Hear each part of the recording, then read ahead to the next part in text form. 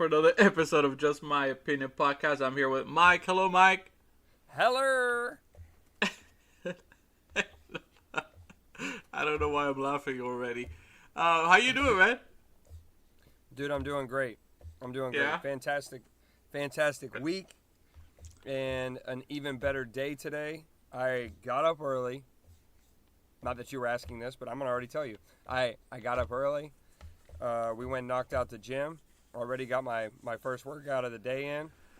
And normally we do our gym workout in the afternoons. But we were like, last weekend we tried that and it's just getting repetitious, 75 hard. It'd be a lot easier if we just could go on a walk in like the late afternoon. Yeah. Versus trying to go to the gym after trying to also enjoy our Saturday. So we went and killed the gym this morning. It was chest day, favorite day. So felt nice. Got a nice good pump. That's what I'm doing later. When we're done here, that's what I'm doing. Yep. So we did that. Came home. We've got our breakfast just about dialed in now. All right, dude. We got a great. My breakfast sits at about 877 calories. Okay. Okay. Been monitoring my macros. All right. And right now, I got going 2 scrambled egg whites, 1 yellow egg, with the actual yolk. Whip that up together. Okay. I use a portion size of Heinz ketchup. Heinz, because we want to keep the lights on at the Steelers Stadium. Get out of here. Get out of here.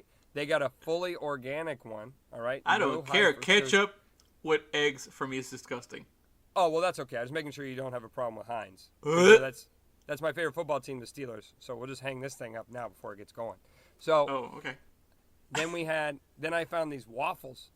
Kodiak Blueberry Power Waffles. You can eat. Dude, they're pumping like a whopping 15 grams of protein out of those bad boys. So we have 2 of those. Sugar-free syrup. Okay. Boom. Only 4 carbs in that bad boy. And then I like to top it off with a nice refreshing glass of 2 servings, not 1, but 2 servings, 2 cups of Fairlife lactose-free milk, which gives me a nice boost of 26 grams of protein in that. And then I have a nice 8-ounce glass of Indian River orange juice just to get my calcium dialed in.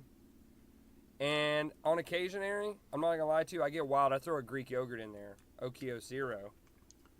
Get an extra 15K if I need it. Yeah. But, I like the vanilla, today, it's just weird. The vanilla is actually really good, and I just saw a recipe the other day where you can make freaking protein ice cream, bro, with that. Really? You take that. Yeah, it's like some special mix. But anyways, we did that. I come home. I got my 10 pages of reading knocked out. Boom. I'm finally in the good part of this book I've been reading. And then after that, went ahead, took a shower. We're going to a pool party this afternoon, and, at least until it rains. So it was nice. Got a nice razor on the head, nice shiny bic, and then trimmed up the chest because, Anyways, I'm having a great day, man. I can tell. Shiny chest and everything. And I'm excited to see you. We never get to do these in like the morning time this week. And I know. Say, I think I'm kind of liking it this week. Energy's up. As you can tell, I'm vibing this week. Yeah. So I'm ready. I'm ready. I have plenty of coffee already because that's my addiction. I can do all kinds of diets, healthy meals, everything, but I will never change my café con leche. Never. That's the favorite, huh? Never. Well, there's nothing really. Now you're not dumping sugar in it, I'm sure. So not a whole lot, at least. Maybe a little stevia. Ew.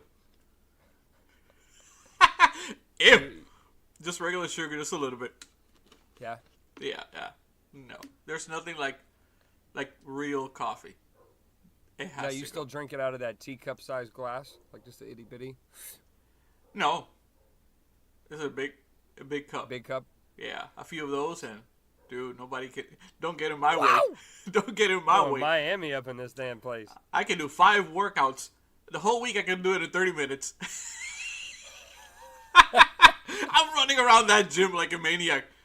Yeah, so no pause. How are you liking 75 hard? Because I know you kind of like, we kind of dove you into it. You look great. You look fantastic. I don't have double chin. Yeah. No mas. No mas. Out. I'm at my peak. You look like the first day I met you, bro. I'm slimmer than that. Really? Yeah. Now that I can believe. I can see that. Oh, You're more toned now. You're more toned now than you were back then, by far. Look at that. I'm not looking at you in the camera. I'm looking at myself in the camera. Look at that. Oh, shit. Is that what other people see? Look at them fresh brows, baby. Don't want none of that, baby. Anyway. No, man, I'm just embracing it because you got Father's Day coming up this weekend. Obviously, I'm not a dad yet, although I'm not going to lie. Usually the dog gets me something. Little card, nice little $10 gift card. The dog goes to the store? Dog dad. Yeah, picks me. Dog dad. I tell Melinda all the time. She gets all these shirts and hats that say, proud dog mom. I'm like, what the fuck? Where's my dog daddy shirt? That is so cute. I want to make a TikTok with that song. You're like, that's my best friend. She a real bad bitch. She a real. Oh, she don't play no shit. Yeah, you know what I mean. There you go. You know the song. Yeah, but with Father's Day coming up, I'm especially excited. Obviously, we've been friends for, 7, 8 years now? Last time we ran the clock on that. Yeah. So it's always nice. I know what days like this mean to, you and your family, so I'm really excited for you. I know that you really enjoy Father's Day when it comes around. I do. I like cooking, but usually Father's Day, which we should not be cooking, that's the day we cook. Yeah, it should be the complete opposite. Yeah. For Mother's Day, you go to a fancy restaurant. Right? Flowers and shit. And then for Father's Day, we grill for everybody. Yeah. Or take me to Little Caesar. What's it called? Little Caesar? Pizza? Pizza. That's it. That's all we get. Little Caesars. Little Caesars. Pizza. So, yeah. I mean, some people come over and probably grill. So, you going to grill out? Yeah. What you putting on? What you putting on the grill tomorrow? One rib. Just one rib. Just one rib. We're gonna have to share that video on our Instagram for the listeners that haven't seen that. No, because I don't even know the name of the movie, but I know that scene with Chris Rock, and he's like, "How much for just one rib?" One rib. But I'm doing that, and I buy these sausages. I can't remember the name of them, but they're Cajun style. Oh man, delicious. So that and a few Creole. things. Yeah. So we'll do a bunch of other stuff for the unhealthy people. Understood. Yeah. Not putting y'all on blast. You guys can actually enjoy life, by the way. They are. I can't wait. It's day 20 for me. I think it is day 19. So it's like, I'm looking at it as like the other way now. Like I'm almost there. Yeah, like it is crazy. And again, for those of you guys that are out there, this is your first time listening. We're definitely not like pushing this on anybody, but there is a free program out there called 75 Hard that Hery and I challenged each other to. Bet we got $100 on the line that neither one of us will quit. But it is a crazy program. You must stick to. It's really beneficial though. I think I'm starting to turn that corner. Like you said, the first 2 weeks, rough. Yeah. Now it's becoming more routine. Because of habit. Yeah, it's not becoming a lifestyle as much of an. Yeah, it's not as much of an inconvenience to me. Yeah. As it once was. Well, for me, it's always been the struggle. One of the things that from the program, the struggle for me is the reading part. Oh, good. I am, me. I'm very hyper. I'm always on the go. I gotta be doing stuff, moving around. So for me to sit down and read, oh man, I'm that kid at the doctor's appointment that can stay still.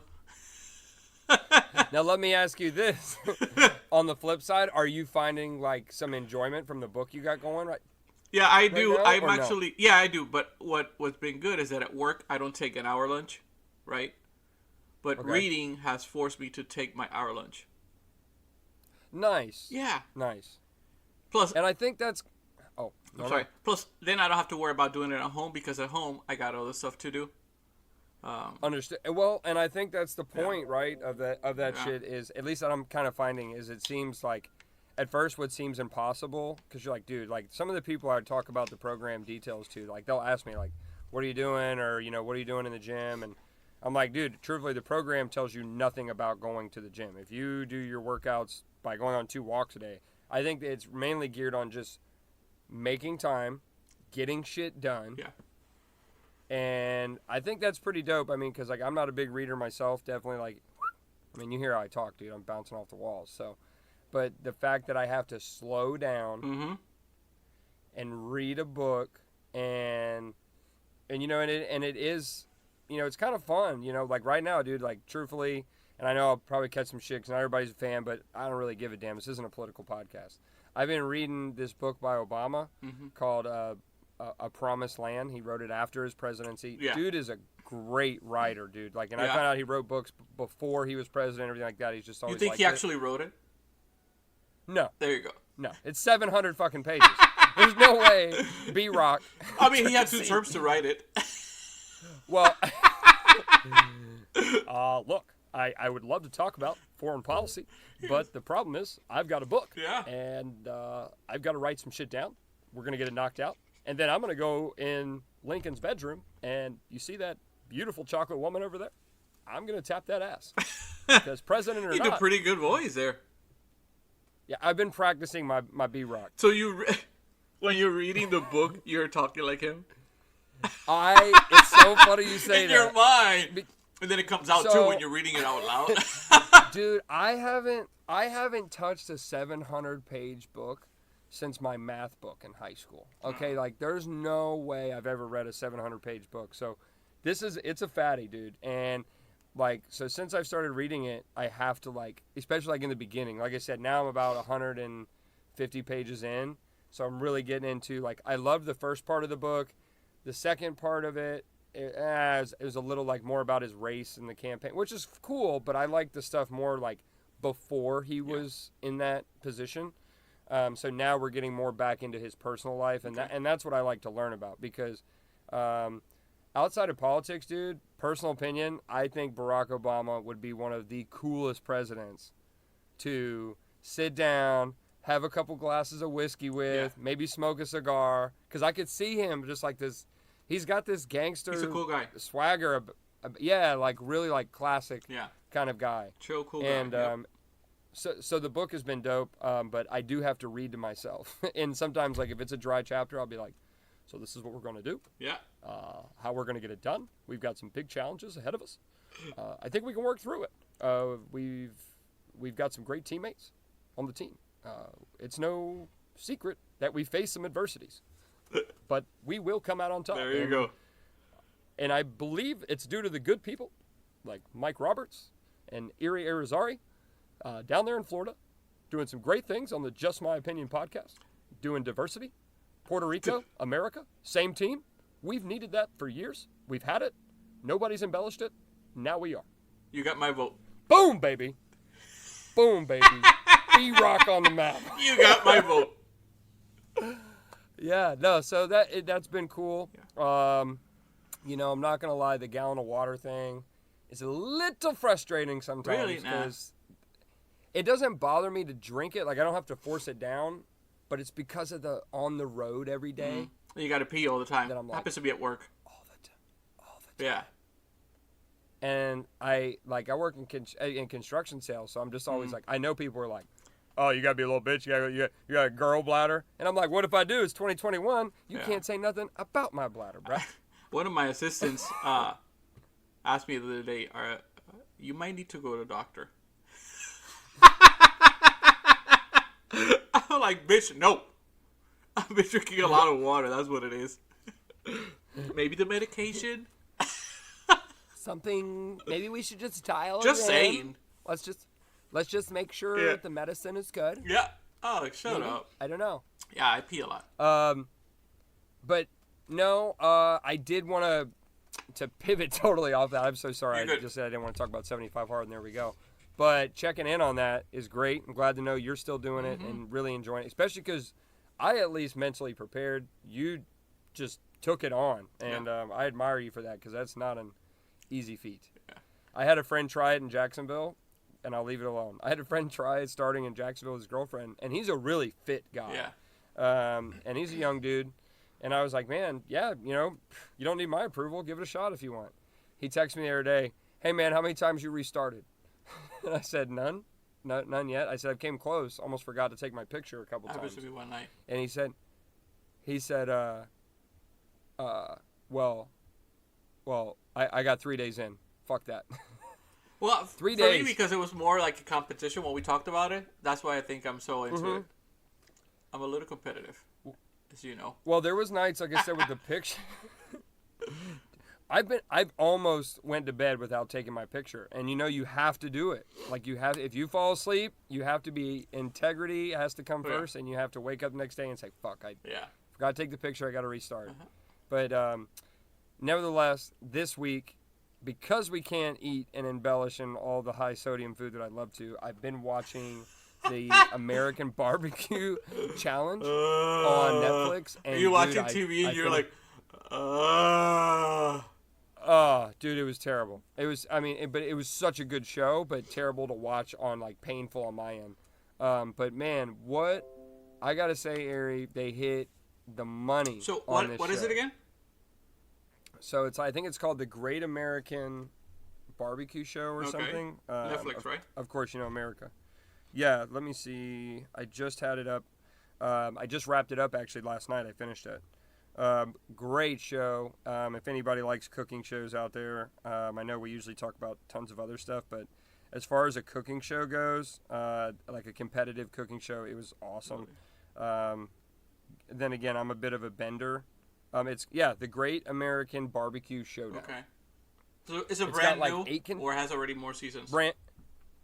No, it's brand new. First season's out. It's got some familiar faces in the judges that you've seen like on other cooking shows, like 2 of them. But the main two, it's a man and a woman that are the main judges, like the critical judges that their votes really, really matter.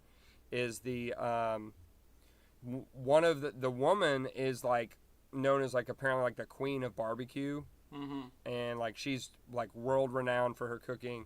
And then the man is a 6 generations back. They've counted this guy. Gosh. Barbecuer. 6 generations barbecuer. So he comes with a lot of history and experience, and he's cooked and barbecued and won competitions internationally, like in Australia, New Zealand. So it's pretty cool. And but the show is basically they get in a allotted amount of time, a random protein that they have to cook, and X amount of sides. But the recipes, like the creativity, and like all of the people cooking on the show, which was probably my favorite part that got me interested, is there's like 8 contestants, I think, to start. And some of them are like barbecue competition people. And some of them are just regular people. Okay. Like, hey, I grill a lot in my backyard and for friends and family. And, that's me. I applied for the show.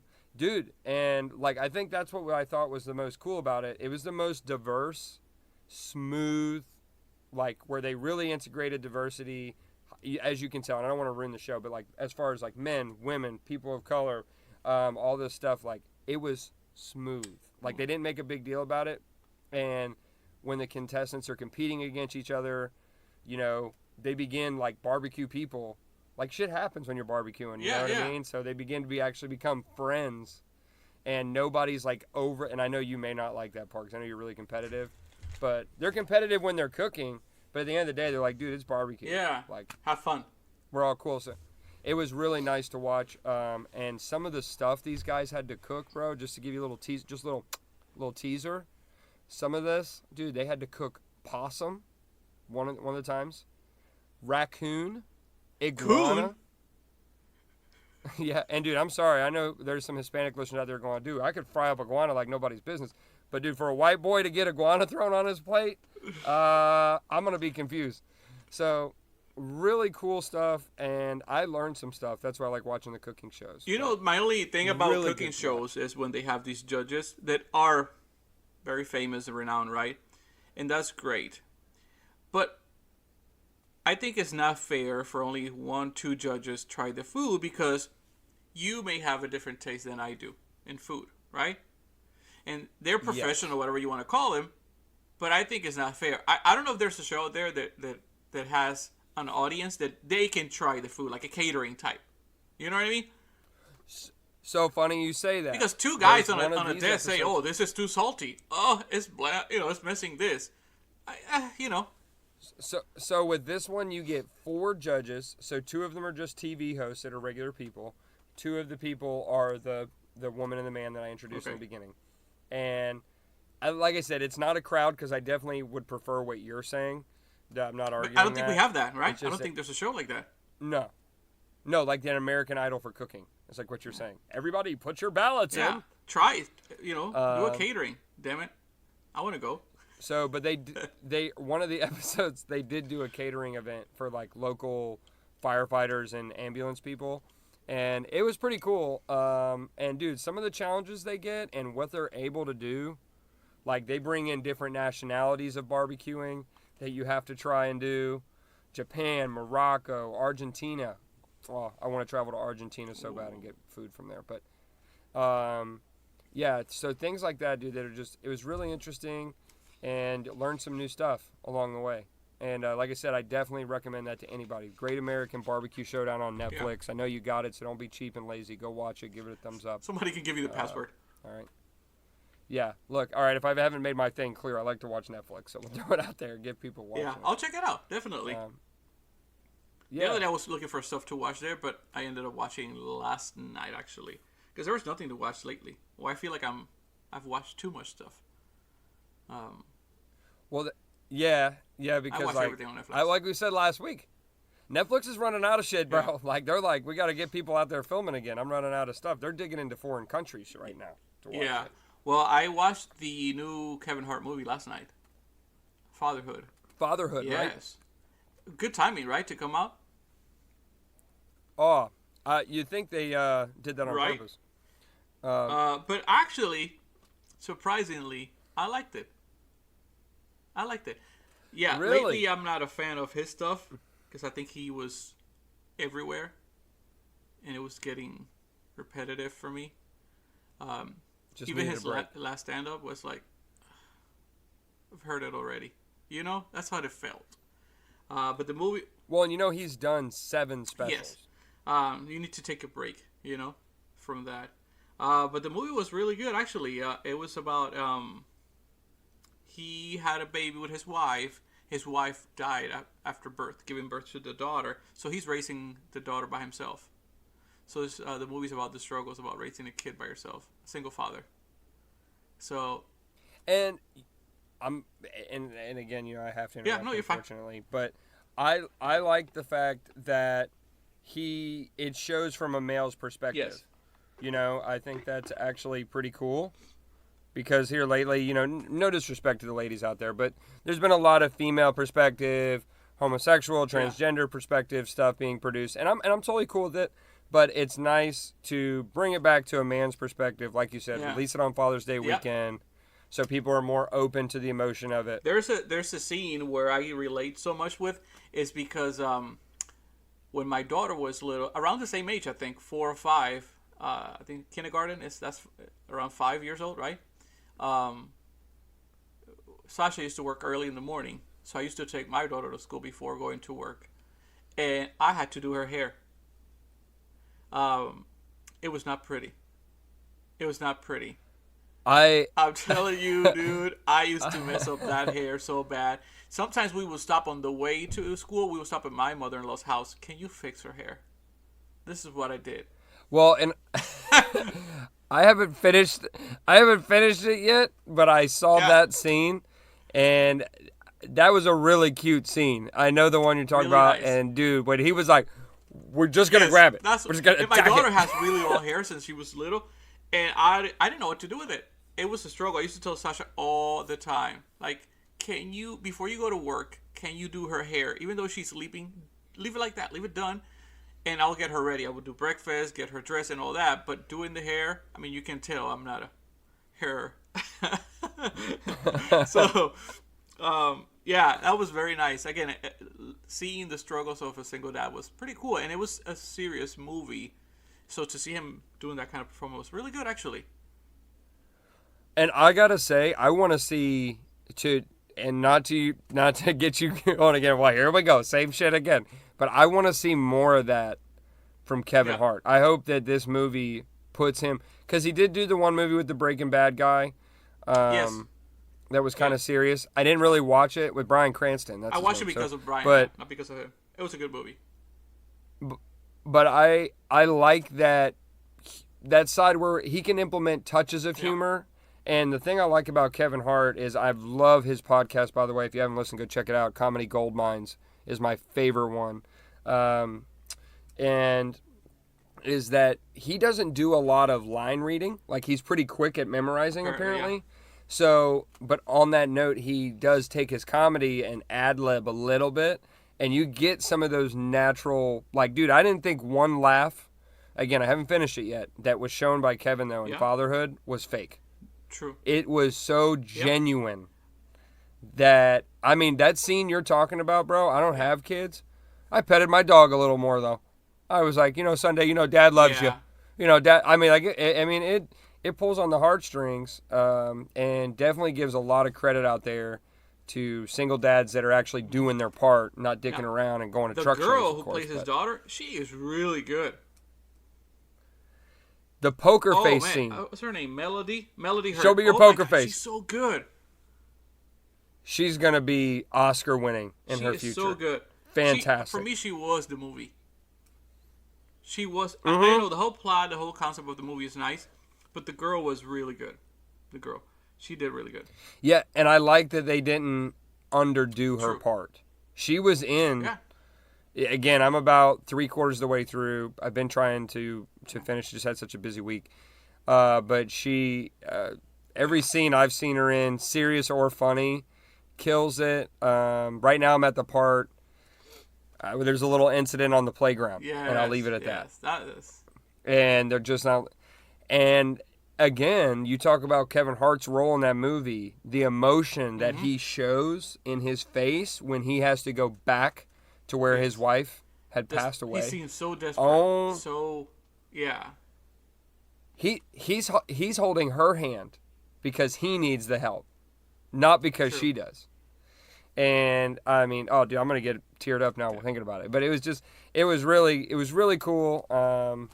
Definitely like that. And I haven't finished it yet, but I would imagine if you're telling me it's good, it's got to have a solid ending. I liked it a lot, and I think the ending is kind of, we've seen it before. You know what's going to happen at the end, but which is kind of okay. But again, everything up to get there is really nice. It's a good movie, so I highly recommend it. I really do. I liked it a lot.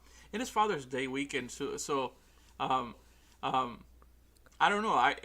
Again, it was very strategic to put it out there at this time, and for me, it was kind of weird to watch it too. Based on a lot of stuff and. Just you start thinking it's just Father's Day and all that kind of stuff. So now, how are you doing on that? I mean, I don't know. I'm good. I mean, it's a big cast reveal, so I don't really want to just jump right in it. But I mean, you and I definitely had an experience this year. May rest in peace. But your father's passing obviously happened this year, right? Or was that? Yeah, that was this year. Yeah, 2021, or was it 2020? I can't remember. It was 2020 because of COVID. It was 2020. Okay. It was. Okay. I don't. It's so hard to say when he died, right? It's so weird today because, let's start from the beginning, right? I guess. So let's take it. Are you ready? You're good with this? I think so. All right, I'm good with it too. I just want to double check, bro. I mean, I guess hell with it. We'll cut it out if we don't like it. We'll talk about some other bullshit. We'll see how this goes. But, some other bullshit. I had to write down a lot of the stuff because I don't want to forget anything about the whole experience. Because it was kind of, even though it's a bad thing or bad situation, the ending was pretty cool, I think, so far. So I was like, I want to write everything down. I don't know. But yeah, my dad, who I did not have the best relation with for years, we had contact. We did. We talked a lot on the phone. I think him and I had more conversations than he did with my brothers. Like, he didn't talk to my brothers for years. He will randomly disappear from planet Earth, But one in December, actually. I think I have this specific date, December 8th. I woke up and I had a text from my aunt, his sister. The text says, when you get a chance, please give me a call because I have some information for you, and I don't know if it's true, but it's not good. I'm like, fine. I called her, and she said, I need you to call your cousin, her daughter, because her daughter who lives in Connecticut. Okay, so keep this in mind. My cousin lives in Connecticut. My aunt lives in Puerto Rico. I'm in Florida. So she said, call your cousin because your cousin received a letter about your dad. So I called my cousin, and she said, hey, I received this letter stating it's directed for the estate of your dad. I was like, what do you mean? And she says, apparently your dad has died. I was like, what do you mean he has died? So I said, send me a picture of it, of the letter, and I'll see what it's about. And it had all the information about my dad, and apparently my dad passed away October 28th. And we're in December 8th. So the letter was from Geico, so I decided to call. I still remember the guy's name. His name was Nick. He was the agent. I called him and I said, hey, we received this letter in Connecticut, and apparently it's about my dad, but I just want to confirm that this just maybe is a mistake, because what are the odds that my cousin in Connecticut is going to receive a letter from about my dad? So the guy says, the first thing he says, I'm sorry, you have to find this way. And I was like, find out what? He said, it is your dad, and he passed away, unfortunately. I am the agent of the person who accidentally hit him. It was an accident. And so I said, what do you mean? I said, yeah, my client impacted him with his car, and your dad passed away. And I said, again, for me, this is not making sense. And I said, okay. So how can I find out it's really him? I said, well, for that you have to call the cops, and they will give you the whole report and exactly him. But it is your dad. So even though it was him, I was still kind of like hesitant that it was, or hopeful maybe that it's not going to be him. I told Sasha what's going on, and we're like, what are we going to do? How are we going to find information about this? Because I know my dad lived in Florida, but my dad has been many places in Florida. So that's what we... Well, and you guys weren't super close, right? Yes. You maybe check in maybe once every 18 months exactly. with a text or a phone call. Yep. Well, it's funny. Side note, the last time we talked, I got upset, and he got upset at me because he said, I'm going to go visit you. And I said, well, okay, you want to write the address down? And I said, I don't need your address. I'll make it there. I said, dude, this is Florida. How big is Florida? I said, trust me, I know how to get there. Yeah, and you live in a big city. That's my dad. Anyway, he never made it, but so we started calling different places. I knew he was my dad had been in and out of prison all his life. So I knew at one point he was at Fort Pierce after he had been in prison, and so we decided to call the county and information, and. The lady said, well, she had a different record. She said, well, there was an incident, but it was not an accident. He was fine, and he was here for a day or two, and we released him, so he was fine. I was like, oh, great. So, great, he's alive. But then I decided to call a different county, the county Okeechobee. That's where he was living as well. And this lady who helped us said she couldn't at the beginning, and I said, this is serious because I was told that my dad died in a car accident. And she said, well, I gave her the information, and she said, to be honest with you, that sounds a little familiar, but I don't know. That has to be on transit, right? She said, you have to call that department, because if it was a car accident, they're the ones that take the whole report and do all that. So I call over there, and I was able to find the officer who did the whole report. He said to me, we've been looking for you since October, since the moment it happened, but we had no information about you, your brothers, or your dad, because your dad didn't go by the name that we had when we found the body. And I was like, what do you mean? And I said, well, your dad went by different aliases. I was like, oh, great. So he explains to me, based on what we had, we went to look for different addresses that came on the system, because we found out your dad was in prison many times, so there was several addresses. So he said he went to a big place. There was just a field, just grass. There was not even a house based on the address. They kept looking, and in the all the information they had, there was the address of Connecticut. So I guess more than 30 years ago, he lived in Connecticut for a short period of time. And because he was in prison in Connecticut, they found that information. So that's how they send that information to Connecticut, just to see if somebody was there and would be able to answer. And that's how I found out that he was dead. Oh, wow. That's heavy. That's before I go to work that day. At this point, it is him. And I'm still like, no, it's not him. It's not him. And he said, the case is not closed because we still do investigation, right? So I'm still working on it. I have no information about your dad, unfortunately, but I'm going to send you all the report of the accident and stuff like that, so you can have that now that we know that it's him. I said, so where can I find him? And he was like, well, I'm not sure, because after they take him from the hospital, they do all that kind of stuff. So he said, I'm going to find that information for you. Okay. I hung up, and Sasha and I were just talking about it, and we come to the conclusion, like, let's call a morgue. Let's find out information at a morgue. Because if he's dead, he had to been in a morgue, right? So we look at one morgue, and we actually call them, and the lady said, yep, he was here for 13 days. After that, since nobody claimed the body, we had to send him to the funeral home, right? And so they give me the information. I'm at work at this point, right? And I called the funeral home, and the lady, very nice, and you met her, she was very nice. She said to me, thank God you called me. I said, okay. This is a Tuesday.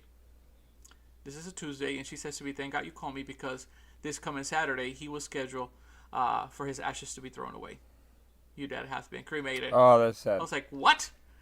And she said, yeah, your dad has been cremated because, again, since nobody claimed the body, we have to take care of that. I was like, oh my God. So she said, if you want the ashes, you have to pick them up by Friday. And I was like, oh, great. So at this point, I obviously talked to my boss at work, and I said, I'm going to take the day because I need to go pick up my dad. So anyway, the whole idea was to go pick him up by myself. Sasha wanted to go, and other people wanted to go, but I thought I was going to go do it by myself because I wanted to have that, like, moment, I guess. Little time.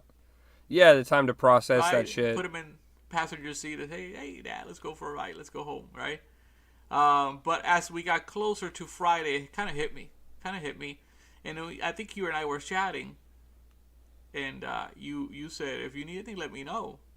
And that just got stuck in my mind, and that's how we ended up. Yeah, that little push. Yeah, and we ended up talking, and I was like, let's do this, right? The goal was to go pick him up, and that was it, right? And we're just gonna go down there. We'll be done. And we went to Okeechobee. I left my house at 6 in the morning. Got you around 6:30, 7 in the morning. It was pretty early because we went. I mean, I know you'll roll right through it, but we went, dude. We jumped in the car. Some energy drinks, I think, or coffee. Let's go. Wawa. Yeah, we went to Wawa, loaded up on some snacks. We're like, oh, yeah, we'll kind of go down memory lane, talk about some stuff. Because at this point, the trip's still a little somber. Yes, it is. It is still kind of sad because it's true. It is real now. Once the morgue told me it was him and the funeral home told me it was him, that was some deep stuff. Yeah, that's when it started to get real. So they told me I had to go first, get the paperwork, right, to, like, recognize him. They were going to show me pictures to recognize him, remember? And yes, we got there, and we went first to get the ashes. The ashes, and those people were top notch. Oh my goodness, right? They were so nice. So that was a little tough because we went to get the ashes, and they gave me this little Ziploc. Remember, it had a pocket knife, a ring. Yep. It had $4 and some change, which I still have in the Ziploc. And a little pendant, right? A little pendant. Yeah, he had like random stuff Random on him. I stuff. remember us being like, They had he had a cell what the hell phone, is but this? they took it away. That cell phone was stolen. It belongs to a little girl. Um, yeah, so weird. But and then the bike, because he was riding a bicycle when he got hit by the car. But they kept all that. But they gave me that Ziploc with all his little belongings, and so they gave me the ashes, and that was heavy. The ashes were heavy. I was like, man, he was overweight. I guess. Poppy wasn't going Yeah, I hungry. don't know. I'll tell you that. But that was tough when they gave me that. It was weird because it's just the box, right? And to have him, that was weird. That was very weird. Yeah, definitely unique there. And then, hey, but what was it? Right after that, we did our thing. We dried the tears on both sides. And, dude, we were on the mission then. It was like... Well, then we went to get the documentation. Remember? That's when they showed me the pictures. That was rough. Yeah, because I had to make sure it was him, which it was him, but it was the longest second I've ever been through because the guy said... We waited, too. Remember? We were waiting in the lobby. We waited for a while. It was an hour and a half affidavit. from the morgue. They did a lot of stuff to give me all the paperwork, his autopsy paperwork, right? And they say, you're going to see some pictures, and we need you to make sure it's him. And when they, remember, he pulled those pictures, I knew as soon as I saw the eyes and the envelope coming out of the envelope, I knew it was him. And that was tough.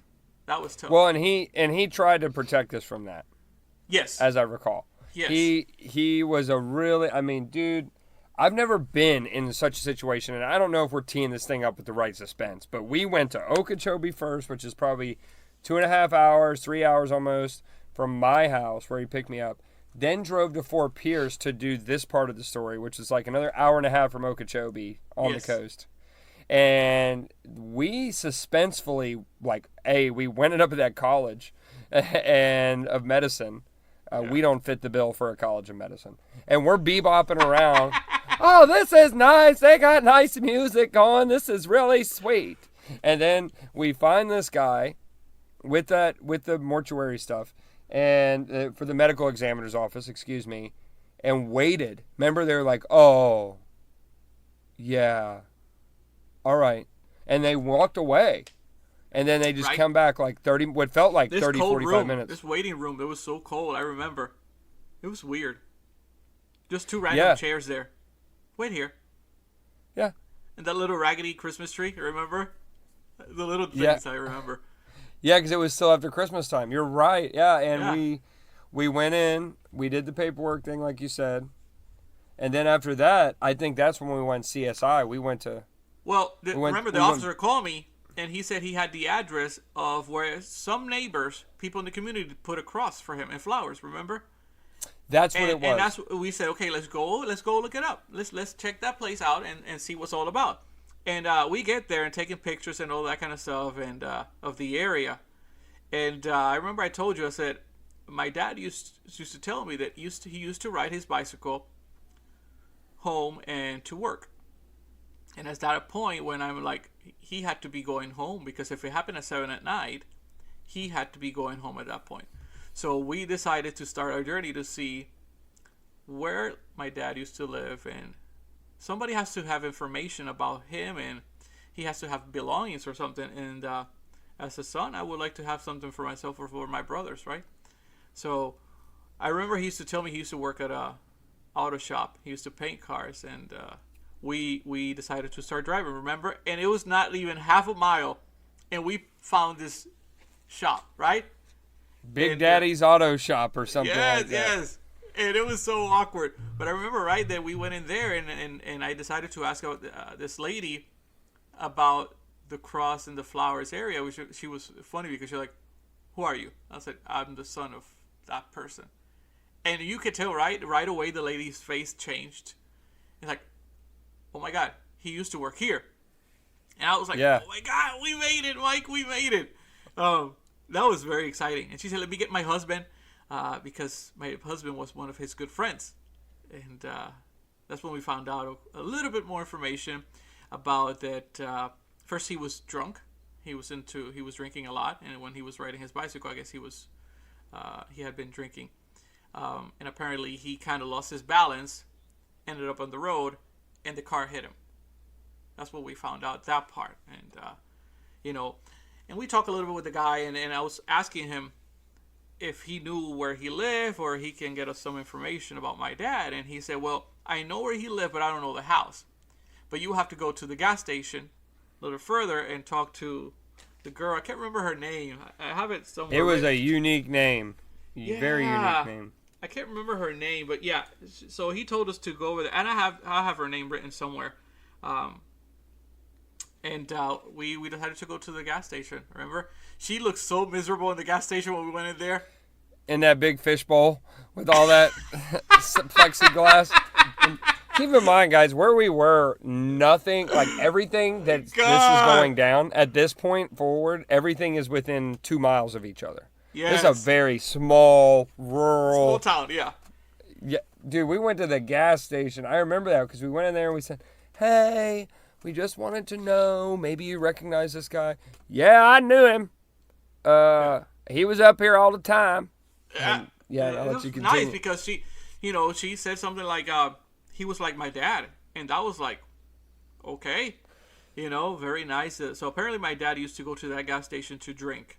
And he will sit out there and wait for her until she closed, right? And then he will walk her home. Yeah. That was very nice to hear. So then she said that the night that he got hit, she was working and she thought it was kind of weird that he never came to the gas station. So anyway, she closed the gas station, and when she came out of the gas station, instead of going to the left, she went to the right because the road was closed because of the accident. But she didn't know it was my dad. So the next morning, she woke up to a message from her friend that she played us. Remember that voicemail? Yes, that's right. The voicemail was saying exactly that my dad got hit. She was looking at my dad on the ground, and apparently the cops were letting my dad die because nobody liked him in the community, especially cops. Yeah. So that's what she was claiming, that they let him die. So that kind of ticked me, I was like, oh my God, what happened here? So right when we come out of the gas station, I called the cop, remember? And I told him, I said, I was just told that you guys let him die. And the guy was very nice. He said to me, I'm so sorry that you had to hear that, but I was not there at the time. When I got there, the sheriff, ambulance, they were already there. I got there to the report. Because you were talking to a highway patrol. Highway patrol, yes. And this is local cops that allegedly let this happen. So, and he even told me, I said, you can fight this if you want, but it's going to be tough to prove anything, because I was not there. I don't know what happened. I can tell you he made it to the hospital and he died at the hospital. And he said, I think I found information about where he worked. And I said, dude, too late. I'm already on the second stop of this. And he said, well, I knew you were going to find more information than I did because nobody wanted to help the cops, because of who your dad, And anyway, the lady at the gas station told us that for more information, we had to go to a different spot, to an AC shop, car AC. And she said, that was my dad's best friend. His name is Eddie the Cuban. What an awesome guy, Eddie right? Cuba, baby. Eddie Cuba. And she said, you go over there, he's going to tell you where your dad used to live. Okay? I was like, fine. So we go there, right? We make it to the shop, and remember that argument with that guy? Yeah, bro. He pulls up in his pickup truck, and then all of a sudden, right when he pulls up, and we've been waiting like 10, 15 minutes maybe, because they were like, yeah, he went away, he'll be right back. And we were waiting. We're like, all right, we'll wait for him. Because we were, at this point, our blood's pumping. We're excited. We're on the hunt, dude. Yeah. Like, I know it's emotional, but, bro, we just, we went down there like, oh, let's see the cross. And then we figured out directionals to figure out where he worked. Now we're at his gas station. Now we're at where he worked from time to time as well, another car shop. And then this guy is like his closest friend or one of the closest friends. And then as that happens, we see this raggedy truck pull up. And then here comes Eddie Cuba in his company vehicle. Yes. He pops out and he tells us, hang on, guys, I'll be right with you. And just starts going off on this guy in this raggedy truck. And he's like this. I can picture this guy. If I can make a movie about this guy, he had a little bit of long hair, and it was all kind of like bad because he was older and it was like dirty. Big, huge t-shirt. It was a white t-shirt, I remember. The guy was he was not a big guy, but the shirt was like a 3X. Huge jeans and then flip-flops. Remember those damn nails on his toes? Oh my goodness. It was creepy. And then they were arguing, right? Yeah, oh my gosh, were they ever, bro? They were going off at Eddie talking, you need to get the fuck out of my parking lot, bro. I'm not fixing that piece of shit truck. You ain't got no money. Well, it was because he sold him a car, remember? He said that the car that he bought from him was bad. That's what he was saying. Yeah, and he was like, and he said, like, you paid $500, bro. What do you think it's gonna be? Yeah, that was awesome. And but he also gave us an attitude after he was done with him. He was like, "What do you want?" I was like, "Hey, Papa," you know. And as soon as I told him, I said, "I'm Eddie. I'm Eddie's son." That's when it all changed, right? That man just went. Dude. He lifted up his shirt, showed us his surgery scar, everything. He was like, "Mi hermano," and dude, and keep in mind, to everybody out there, he's rattling off in Spanish because this hit a home plate for this guy. So he's talking to Hery in the motherland language, and I'm standing there going, "This looks good. It looks like there's a connection."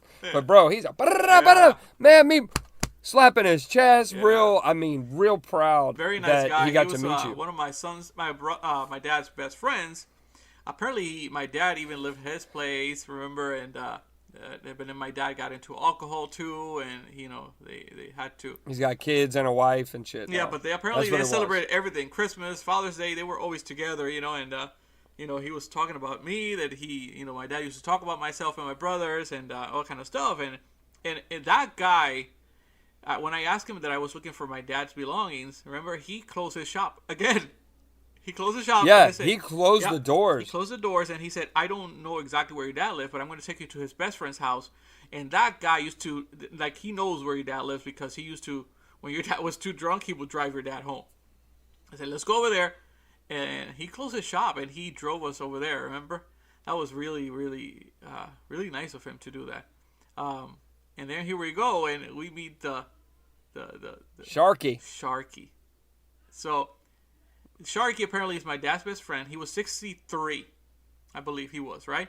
So picture this. He was a 63-year-old redneck pimp, that guy. Picture this guy, 63, missing a lot of teeth, had this cool shades, actually, like Tom Cruise and Top Gun shades, right? He had a headband, long hair. It was a Hawaiian shirt, I remember. He had a necklace, a barbed wire necklace, remember? Yep. And he had really short jeans. He had socks and flip-flops. What are those sandals you call them? Oh my gosh. I have no clue, bro, but those were electric. Yeah. Everything he had going on. Oh my God. And we were in the trailer park. Oh, we were deep in. Yeah. And that was my dad's best friend. So apparently they met over 20 years, he said, right? 20 years in prison. And since they became best friends. And it was really cool to meet him, and he gave us a couple stuff of my dad. Well, he took us to several trailers, right? Yeah. And remember the side trip in that, where he took us to that one trailer, and like we ended up in this like 55 and up trailer park that he took us to, and like the Russian like property manager. Well, before that, we went to get my dad's tools. Remember, you stayed in the car. And then he said, "This is where the tools are." And then all of a sudden he said, "Oh, this is not the place. Let's go." Yeah, this might be the wrong house. Yeah, he's like, "This might not be the wrong house." And I was like, "Oh my God, dude, he's got you walking." Remember, he was so old that he couldn't even run. He was like, "Let's go." Yeah, we need to get the fuck out of here. He said, "Anyway, you know it's around this area." But I got all this stuff somewhere. And I remember you were like, "What's going on?" I said, "I don't know. We got to get out of here." And so then he took us to that other trailer park where this Russian, remember? He showed us where the trailer is that apparently my dad used to live. And this lady in a golf cart. It was a lady friend. But it was a lady friend that your dad was seeing in this part of the park. And it's funny because he said, I'm not sure, maybe he was with the daughter. He said that lady was old and all that bullshit. The way this Sharky guy talked, man, was it was bullshit all day long, right? Bullshit. Yeah, bullshit. Yeah, I don't know what all this bullshit is, but it's all right, man. You know what I mean? Like, your dad was cool. Yeah, Boomhauer from King of the Hill. Yes. All day. And then they got heated up because the lady on the golf cart, security, right? This Russian lady shows up, and they start kind of arguing, right? She was like, "No, there's no Eddie there. There's no Eddie there." Yeah, they're hiding illegals in there. Yeah, and then all of a sudden, and then all of a sudden she said, "Well, yeah, the lady lives there." Like, dude, nobody lives there. And then so she find out what we're looking for. Then all of a sudden she changed the whole story. You know. Yeah. And very nice of her. That's where my dad apparently lives, but unfortunately, when we got there, the lady was in the hospital having heart surgery. Remember? Yeah, that was unfortunate. That was where the story, definitely the day. At this point, bro, we've been on the move for 7 hours. Yeah, it was very nice. That whole thing changed drastically. We got there 7 in the morning or something like that, and we ended up back at home like really late at night. Yeah, I think it was 7 at night when we got home, if I recall. It was 6 or 7 when we got to my house. Yeah, it was nice to hear. You still had another hour and a half. Stories about my dad. Remember the story about Miami? They used to. So apparently my dad back in the day had plenty of money, right? And he said that my dad went to prison like 8 years ago, and the lady that he had took all his money. Remember? Took all his money, and my dad, when he came out of prison, he had no money, and he didn't want to go back to, doing that hustle again and dealing with anything that he was doing. So, yeah, he retired, I guess, and then he just decided to start drinking. Yeah. Yeah, but he talked about the parties they used to do, the cocaine parties in Miami. Hell yeah, man, we had bitches and all that bullshit. You know what I mean? Miami. It was fucking... Dude, your dad, man, he was like a fucking brother to me, man. You know what I mean? Just a bullshit. Yeah. It was awesome. It was incredible to end the day that way, to hear that, he had people and all these friends and family that he didn't, I never got to know that side, right? So it was very nice to hear that. I think it was definitely, from a friend's perspective, that just kind of got to tag along into something I had no clue was going to turn into. It was a really cool experience to be on the sidelines for something like that and be involved, because instantly, once the day was over, I was like, oh man, as far as for you, I was like, my friend has closure. It was now. gratifying. Like, we at least got... It was, yeah.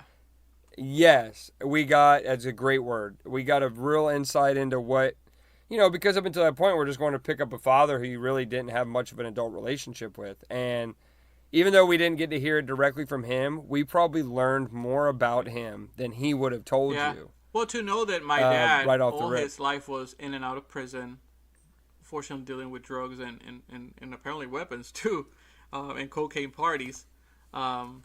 It was nice to hear that he had a lot of friends, that he stopped doing all that stuff. He was not alone. And then actually he was apparently, based on what they were saying, he was working on getting his driver's license, or he just got it, because he wanted to move to Orlando to be with his son and the grandkids. That was a good way to end the day. Yeah, to remember him that way, man, and everything. I mean, like I said, to this day, I thank you for letting me be a part of that experience, because, wow, I mean, I've got chills right now because it was just so crazy. I mean, I know half of you guys that are listening right now are probably thinking this is bullshit, but I swear to God, it really, everything Hery just said definitely happened, and it was so crazy to start a day like something like that and to go home laughing the whole entire way back to Polk, right? And again, about an hour and a half, 2 hours, whatever the hell it was. It was just, it was so great because, I got to learn a little bit more about your family and the process with your dad's side. I know a lot about, your mom and your stepdad and stuff, but to see your dad's side of things and learn about it, it was really interesting, man, and I'm really happy and thankful that you were able to share that with the cast. I know that definitely can't be easy, but I tell you, this has got to be my favorite cast by far. Yeah, thank you. This is on point. It was perfect. It was, I think it was kind of corny, but it was meant to be, I think. I never thought it was going to be looking for my dad. And then and it was awesome that you had to be there. I couldn't believe everything we were doing that day. Like I was, Sasha texted me late that afternoon because like, what are you doing? I thought you were just gonna pick up your dad, and like you don't even know what we're doing. And we're knocking doors, literally knocking doors to find out where my dad lived and who he was. We should have recorded that, but who knew we were gonna do all that? But yeah, that really could have been a Netflix special. And I have all that information. Look, and when this I have all that information of all those people, all the friends and stuff. And one of my brothers and I have talked about going back and throwing the ashes over there with them. So we're planning that, and I have all their numbers, so I want to see if I can call them and get something together. Apparently he go see Sharky, them bullshit. Plan some that do bullshit barbecue because apparently that my dad used to love to fish and barbecue with all of them. So that was pretty cool. Yeah. Yeah, man. Well, like I said, I we're going to start wrapping it up, but I couldn't think of a better story to go into Father's Day. And on that note, I'm going to wish you a happy Father's Day. Anybody listening? Dog Dad. It's at least half a point. But everybody out there that's a dad that's listened to the cast, I know from the bottom of Hery and I's hearts, we definitely want to thank you and wish you a happy Father's Day. Shout out to my dad and my family, the men in my family. I know I'm excited. He texted me here when we were filming, so I'll follow up with him. But, Father's Day is definitely one of my favorite holidays when the dads kind of show a little bit of emotion when you're lucky. For me, it was weird all these years because I never celebrated Father's Day with my dad. And every year I used to think about that and say, Happy Father's Day wherever you at, right? So it's kind of cool that right now I can actually say Happy Father's Day because I know where he's at now. Like he's in a good place. Yeah. And so it's a good way to celebrate the weekend. Yeah, bro. And I'm happy for you. You got peace in your heart this year. That's awesome. So anyway. And, but yeah, again, thank you everybody that continues to listen. Please follow, share, like, talk about it. I mean, hell, if you like it. I mean, if not, don't do that. But I hope you guys continue to listen. Again, we're on all platforms. We're on Spotify, Apple. We're on iHeartRadio, Pandora, and Hery. We didn't even mention, bro. Everybody keep your ears out for us on Amazon Music. That's right. You can find us on Amazon now. Just feel free to yell at your Alexa and say, Alexa, play me Just My Opinion podcast. Check us out. So we're freaking official, bro. Jeff Bezos knows about us now. We'll wrap it up and we'll be back next week, right? And have some more chatting and giggles. And we'll see where it goes, right? Thank you, all right, my friend. I'll talk to you later. Happy Father's Day. You too, Dad, dog. No, dog, dad. Oh, thank you. What is it? White people shit. Dog, Dad. Bye. See you, bro.